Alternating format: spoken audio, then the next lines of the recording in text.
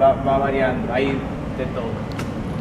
Aquí donde estamos, bueno, esta terraza pertenece al bar El Duque de York, que ahí es donde está el cartel, pero si están en cualquier zona, se piden una cerveza en cualquier bar, pueden venir aquí, sentarse y utilizar esto sin problema.